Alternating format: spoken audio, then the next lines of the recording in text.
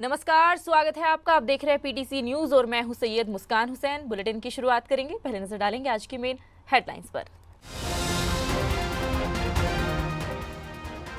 मुख्यमंत्री सुक्खू ने चंडीगढ़ में केंद्रीय मंत्री मनोहर लाल खट्टर के साथ की समीक्षा बैठक। आज स्मार्ट सिटी और नए शहरों को बसाने को लेकर की चर्चा। हिमाचल सरकार को जंगी थोपन पावर प्रोजेक्ट को लेकर मिली बड़ी राहत। हिमाचल हाईकोर्ट की डिवीजन बेंच ने सिंगल बेंच के फैसले को पलटा। देहरा से उपचुनाव जीतने के बाद शिमला पहुंची कमलेश ठाकुर का पार्टी कार्यकर्ताओं ने किया जोरदार स्वागत। कमलेश ठाकुर बोली, देहरा का मिलकर करेंगे विकास। हिमाचल प्रदेश के कई जिलों में 22 से 23 जुलाई को भारी बारिश का ऑरेंज अलर्ट जारी। मौसम विभाग ने दिए संकेत। 3 से 4 दिनों में बारिश में बढ़ोतरी के जताए आसार।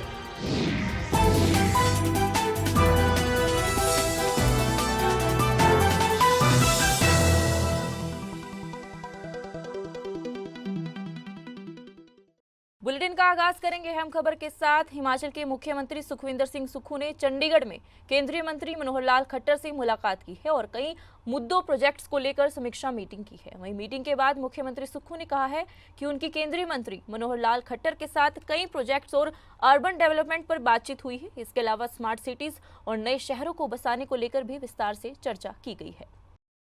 कि जो बैठकें दिल्ली में होती थी वो उन्होंने कल शिमला में करने की बात की थी, लेकिन मौसम खराब के बाद इन्होंने कहा कि मैं चंडीगढ़ में इस बैठक को बुलाया और हमारे कुछ विषय थे, उस विषय पर सकारात्मक जवाब मिला है। निश्चित तौर पर बिजली से संबंधित थे, स्मार्ट सिटी से संबंधित थे, अर्बन डेवलपमेंट के प्रोजेक्ट्स थे जिन पर पड़ोसी होने के नाते उसका भी हमें थोड़ा फायदा इनसे मिलेगा, उम्मीद करते हैं। और जो हिमाचल के राइट्स है उसके बारे में मैं इनसे मिला था, चाहे वो शानन प्रोजेक्ट्स है और चाहे वो हमारे एसजे बीनम के साथ धोला से तलूरी सुंडी प्रोजेक्ट है, सब विषयों पर विस्तृत चर्चा हुई।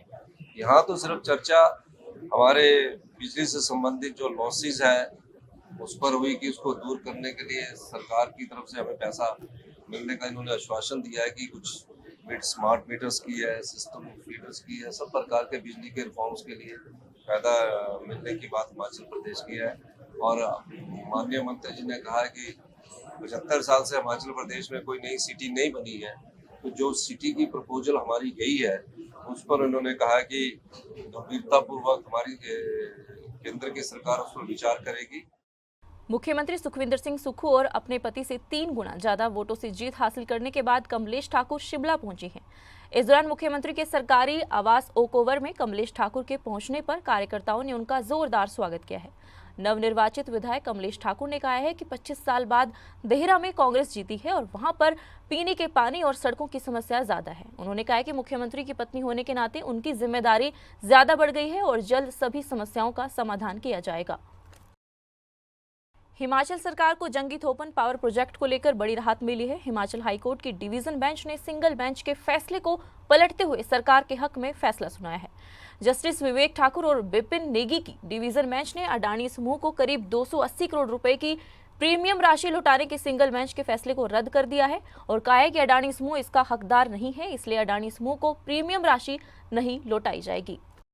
पावर ने कहा था कि कॉन्ट्रैक्ट एक्ट के इंडियन कॉन्ट्रैक्ट एक्ट के तहत सेक्शन 65 और 70 में वो हकदार हैं, क्योंकि उन्होंने ये कहकर इन्वेस्ट किया था कि हम अडानी पावर ब्रैकल में इन्वेस्ट कर रही है।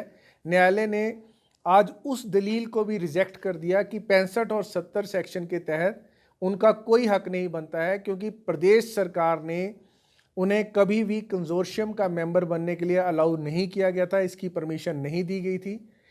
जब उनको पता था कि उन्हें परमिशन नहीं दी गई है तो वो 65 और 70 के सेक्शन के तहत कॉन्ट्रैक्ट एक्ट के तहत वो इस बात का फ़ायदा नहीं ले सकते और 280 करोड़ रुपया जिसको वो मांग रहे हैं उसको उन्हें वापस नहीं किया जा सकता।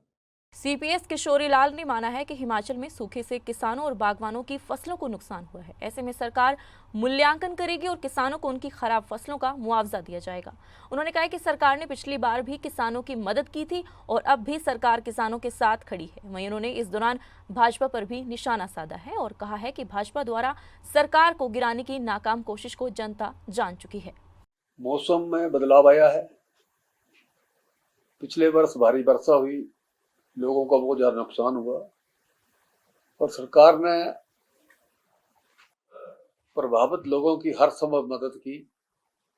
जिनके घर गिर गए उनको मुआवजा दिया गया। जो व्यक्ति इस दुनिया में नहीं रहे उनके परिवारों को भी सहायता दी गई। प्रदेश फिर से अपने पांव पे खड़ा हुआ और जो गर्मी का सीजन आया इसमें बाहरी राज्यों के काफ़ी सैलानी पर्यटक यहाँ आए, जिससे यहाँ कारोबार में इजाफा हुआ। होटल कारोबारियों ने, टैक्सी वालों ने, दूसरे लोगों ने इसका लाभ उठाया। जोगिंद्रनगर के गांव राहट के लोग इन दिनों पानी की बूंद बूंद के लिए तरस गए हैं, क्योंकि गांव में पिछले 10 दिनों से पानी की समस्या बनी हुई है। गांव के लोगों ने बताया कि पानी की समस्या को लेकर वो विभाग के दफ्तर भी गए थे, लेकिन उन्हें कोई अधिकारी नहीं मिला और पानी की किल्लत की वजह से उन्हें काफी परेशानी झेलनी पड़ रही है। ग्रामीणों ने अधिकारियों और सरकार से गाँव में पानी की सप्लाई सुचारू करने की मांग उठाई है। मेरी समस्या यह है कि गाँव राड़ में बिजली 1900 ना गाँव राड़ में सड़क 1984 से गाँव राड़ तक कच्ची पड़ी हुई है। वो उसको कोई पक्का नहीं कर रहा है। उसके आगे फॉरेस्ट क्लियरेंस चल रही है। जो गवर्नमेंट का जो है 9-10 फीट का चौड़ा रास्ता है। उस चौड़े रास्ते में से फॉरेस्ट आगे ये कर रखा है। छोटा सा जंगल है, एक हेक्टर का जंगल है और उसमें फॉरेस्ट ये सड़क 2010 में मंजूर हुई थी और आज 2024 लग गया। इसकी फॉरेस्ट क्लियरेंस नहीं आई है। किस कारण नहीं आई है? कोई फाइल दबा रखी थी पहले, उसको दोबारा करना सर्वे के दोबारा। हमारी प्रॉब्लम ये है कि IPH विभाग में हम पानी की समस्या लेकर आए थे। वहाँ पर SDO JE वगैरह हमें कोई भी मौके पर तैनात नहीं पाए गए। हमारे को 10 दिन से पानी की प्रॉब्लम है। हमारे गांव में मोटर जल गई है और पानी की बहुत किल्लत है। 10 दिन से हमारे ना पशुओं को पानी है, ना हमारे इंसानों को पानी है। सारी ज़मीन हमारी हाईजैक कर रखी है और वहाँ पर पाइपें बिछी हुई है, पूरा जाड़ा। ना हमारे को कोई इतना पानी वहाँ पर आता है। पानी की बहुत ज़्यादा किल्लत है। पर हमारे टैंक जो है नीचे बना रखे हैं और हमारे को ऊपर, जैसे हमारे गांव है, वहाँ पानी की कोई भी सप्लाई नहीं है। हिमाचल प्रदेश में बारिश की गति धीमी बनी हुई है। मौसम विभाग के मुताबिक अभी तक सामान्य से 40% तक कम बादल बरसे हैं, जिसको लेकर मौसम विभाग ने अगले 3 से 4 दिनों में बारिश में बढ़ोतरी के आसार जताए हैं और 22-23 जुलाई को कुछ जिलों में भारी बारिश का ऑरेंज अलर्ट भी जारी किया है। उन्होंने कहा कि जुलाई के अंत तक मानसून में कमी देखने को मिलेगी। तो अभी सामान्य से कुछ कम चल रहा है और जो ओवरऑल बारिश वर्षा अभी तक हुई है प्रदेश में वो करीब -40% कम है 1 जून से अब तक। और इसमें 4 ऐसे ज़िले हैं जहाँ पे बारिश कम है। उसमें लाहौल स्पीति में सबसे कम है, सिरमौर, सोलन और ऊना, यहाँ पे डेफिसिट है अभी। और जो अच्छे ज़िले हैं जहाँ वर्षा अच्छी हुई है उसमें शिमला, मंडी, कांगड़ा और बिलासपुर, यहाँ पे सामान्य के आसपास बारिश है। और मानसून अभी जो है बहुत एक्टिव नहीं है, बहुत तेज़ी से नहीं आ रहा है। बीच बीच में स्पेल आ रहे हैं लेकिन पूरा नहीं है। और अगले 2 से 3 दिनों में कुछ सुधार इसमें है। बारिश में कुछ जिलों में ठीक बारिश होगी, जैसे शिमला, बिलासपुर, हमीरपुर, मंडी, कांगड़ा, इन एरियाज़ में अगले 2 से 3 दिनों में बारिश अच्छी होगी, कुछ इम्प्रूवमेंट आएगी। लेकिन उसके बाद फिर मानसून में कुछ कमी आएगी 22-23 तारीख के बाद। और जुलाई अगस्त के फिर 1st और 2nd वीक में फिर मानसून जो है फिर ठीक होगा। तो ऐसा नहीं है कि अभी मानसून इसी तरह से कमज़ोर चलता रहेगा जैसे चला हुआ है, लेकिन अगस्त में कुछ इम्प्रूवमेंट आएगी। 2 से 3 दिनों में कुछ जिलों में हैवी रेनफॉल हो सकता है। फिलहाल के लिए इस बुलेटिन में बस इतना ही। मुझे दीजिए इजाजत। नमस्कार।